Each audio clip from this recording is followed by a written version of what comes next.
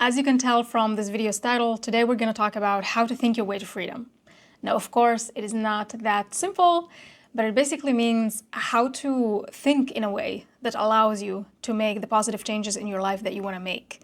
Granted, these changes are often very hard to do, but the way we think about things as we're doing them and the way we sort of narrate our life and our experiences to ourselves makes a huge difference. Now, this is an essay that I wrote a while ago. I don't remember actually, I think maybe 2 months ago. And it's written in a way that it's gonna be hard for me to turn it into a video. So I'm gonna take it back to the first videos that I started posting when I started writing on Substack. I'm just gonna read it to you, all right? It also includes a quote that I think will be very helpful to just display it here somewhere so you guys can follow along. Because it is a bit of a mouth twister or tongue twister. Tongue twister, I guess, sounds better. So here we go. We're gonna start with a quote. I have said that men get rich by doing things in a certain way. And in order to do so, men must become able to think in a certain way. A man's way of doing things is the direct result of the way he thinks about things. To do things in a way you want to do them, you will have to acquire the ability to think the way you want to think. This is the first step towards getting rich. To think what you want to think is to think the truth, regardless of appearances. Every man has the natural and inherent power to think what he wants to think, but it requires far more effort to do so than it does to think the thoughts which are suggested by appearances. To think according to appearance is easy. To think truth regardless of appearances is laborious and requires the expenditure of more power than any other work man is called upon to perform. This is from The Science of Getting Rich by Wallace D. Wattles. I first heard about this book from Jen Sincero, the author of You Are a Badass, who calls it the most influential book in changing her mindset about money. Jen went from living in a converted garage and barely scraping by to becoming a successful coach, a writer of several bestsellers, and a speaker. She was in her 40s when she did that, which gave me hope that I, too, wouldn't have to keep struggling with money for the rest of my life. I wanted to learn the science of getting rich as well. The book didn't make me money rich. In fact, I had a hard time going through it. It's one of those examples where the same thing that changes someone's life completely goes over someone else's head. While I was disappointed, I wasn't upset about it. I've come to learn that things meet us differently at different times in our lives. What we have known, learned, and experienced before we meet them determines whether we will be open to receiving them. It wasn't the right timing, and that's okay. The book did, however, make me rich in other ways, particularly this one sentence. To think what you want to think is to think truth, regardless of appearances. Because every single change I made in my life in the past couple of years traces back to this sentence. Allow me to explain.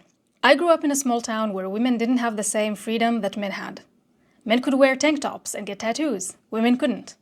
Men could go to boys' trips, drink alcohol, and party. Women couldn't. Men could move out of their parents' house and explore the world. Women couldn't.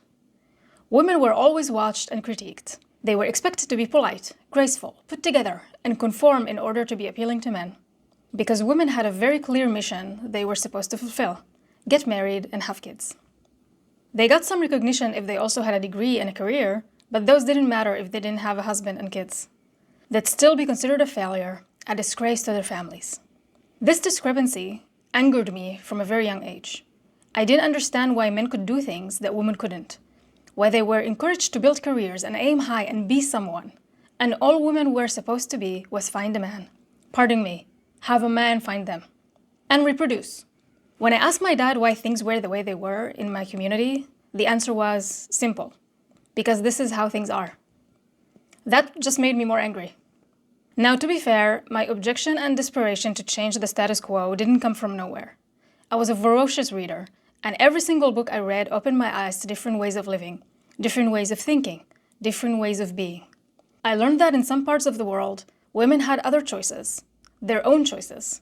They had freedom, and I wanted a taste of that freedom. So I pushed back on my parents' and my community's views, but that caused problems that I could only fix by changing what I wanted from life. So I left, and I never looked back. Growing up in a place that didn't feel like home, with parents who constantly tried to mold me into someone I could never be, came with a lot of baggage, and I took that baggage with me when I left. No matter how far I got from that small town, I still wasn't free.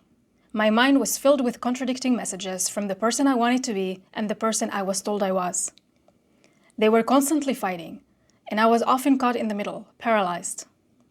My social anxiety and eating disorder, which I developed in middle school and high school as ways to protect myself, were still with me. If anything, they got more potent because now they were protecting me from the guilt I felt about leaving my family. But as much as they pretended to, they weren't protecting me anymore. They were blocking my way to my desired freedom. When I was 28, after years of blushing, sweating, and increased heartbeats under the eyes of strangers, I decided to put an end to my social anxiety. Growing up, my mom constantly scrutinized me and commented on my eating and my weight. And because she valued looks over everything else, I developed the belief that I had nothing to offer and that I'd never be accepted, valued, or loved. I saw judgmental eyes everywhere, and I feared everyone's opinions. So I spent my time hiding, but the more I hid from people, the more that belief grew. Going back to the quote from the beginning of this essay, that belief was essentially my mom's truth, which I, in turn, accepted as my own. But because I wanted to do things differently from her, to be a different person, I needed to create a different truth. In other words, I needed to change the narrative that my looks equal my worth. Sounds easy, but as Mr. Waddle says, it was indeed laborious work. When it came to tackling the guilt I felt about leaving my family, that work was even harder. The truth is, no matter how guilty I felt, given the option, I would have left all over again. My reasons for leaving stood on unshakable ground. And so I came to realize that guilt is a feeling I was clinging to feel good about the fact that I didn't feel bad about leaving. Appearances were telling me people don't leave their family, that family is the most important thing in the world, that if I leave, then it is I who is at fault. But my truth is that no one has the right to tell me who to be, control my freedom, and threaten my peace of mind, not even my own family. As for my eating disorder, this was a tangled web of beliefs and rules that all needed to be dragged separately into the light and slapped with different truths. I already wasted so much time in my life. What's the point in trying to recover now? Turned into, I'm never going to be too old to start over and live the life I truly desire. I have tried and failed so many times. I'm never going to succeed in recovering. Turned into, I can and will recover if I truly want to. This is too hard. I'm going to fail. Turned into, no one is going to recover for me. The only way out of this addiction is to go through it. It took 5 years of work to dismiss other people's beliefs that were living in my mind and create my own truths, to think the way I want to think, regardless of appearances. It is, in fact, some of the hardest work I ever had to do. And it's never ending. Old ingrained beliefs never truly leave, and they constantly pop up and try to reclaim the narrative. My job is to always remember what I want to believe instead. This is how I achieve freedom, which in my book is true richness. An equally, if not more important thing that I constantly remind myself of is that whatever truth I choose to believe as my own doesn't have to be someone else's truth. I have no business changing anyone's thinking to match mine. My parents' truth was that conforming is more important than personal freedom, and they felt threatened when I didn't subscribe to that. Had they accepted that I was my own person and believed that whatever truth I hold didn't have to reflect on them, our relationship would have been very different. We are all entitled to think the way we want to think, to hold truths that contribute to our peace of mind. But we have no right to force others to think the same. When we live by our own truth, we don't feel the need to force anything.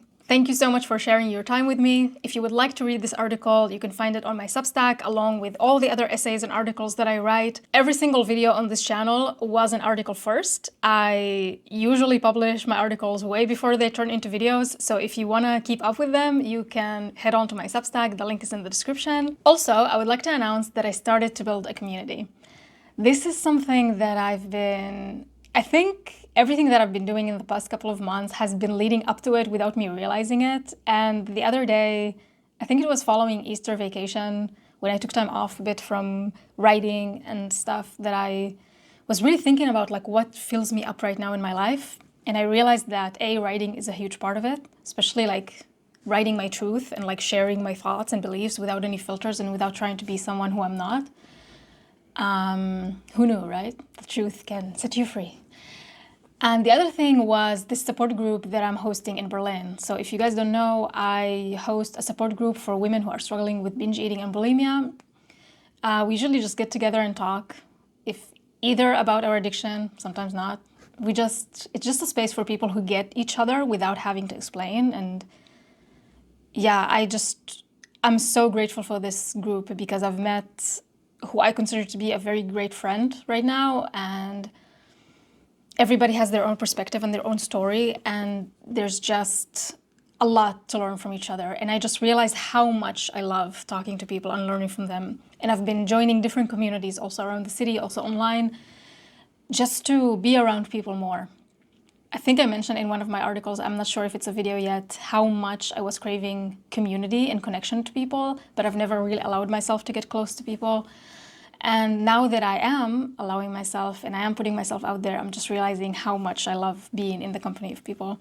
And that's why I decided to start my own community. Now, this is going to be a community for women who are struggling with restrictive eating, binge eating, emotional eating, who want to recover. This is very important. This is not just a support group where we get together and share.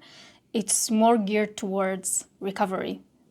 For people who want to move away from this addiction, because I know that a lot of people are not ready for that yet, and that's totally fine. I wasn't ready for 15 years, so no judgment here. But this community is geared towards people who want to just move away from this and want to build the life they want, away from society's expectations, just living by their own truth. And the way I'm thinking about it right now is that there's gonna be 2 coaching calls a month, and there's gonna be book readings every month. So every month we choose a book that we want to focus on, mostly self-help books, but none of the cliche ones, I promise. And we're going to divide that book into chapters, and each week we're going to be reading those chapters and then discussing them on a call at the end of the week. So I figured this way it can be more manageable. And the reason I really want to do this is because I love reading, first of all, but I also love studying books. So I used to read books just for the sake of reading them, but then when I finish reading them, I'm not really I don't remember half of the stuff I read. So recently I've been really taking my time reading books and also taking notes and just going back to things after I read them, after I highlight them, because highlighting on its own is cool, but if you never go back to it again, then what did we do with this, right? So just taking my time to reflect and ask myself, oh, how does this affect, relate to my life? What do I take away from this? And stuff like that. So I thought this would be cool to do it like that. And also to share podcast episodes that I find really interesting, or if any of the community members find interesting, and then we can also discuss those in the community chat. I have many ideas for it for the future, of course, I'm all getting ahead of myself. I'm just super excited about this idea. But for now, this is the things that I have planned, also because I know that communities can be if they have too much in them, it can be a bit overwhelming, and I don't want people to be overwhelmed in this community. So that being said, if you guys have any ideas, if you would like to be part of this kind of community where we are there because we want to move forward from our addictions, from the thing that is keeping us self-sabotaging, because there's a life that we want to live and this thing is getting in the way of, if you would like to be part of this community, let me know what you would like to see in it, because I'm excited about it right now and I have my ideas, but I want also other people to be excited about it. And I want to basically give you what you would like, if that makes sense, not just the things that I'm excited about. So let me know what you would like to see in this kind of community. I will be opening the doors soon, and I will, of course, let you know. If you're interested in letting me know about it, then again, head on over to my Substack. You can write me a message and let me know that you're interested, and I will keep you posted when the doors open. Until then, thank you so much for sharing your time with me, and I will see you guys soon. Bye.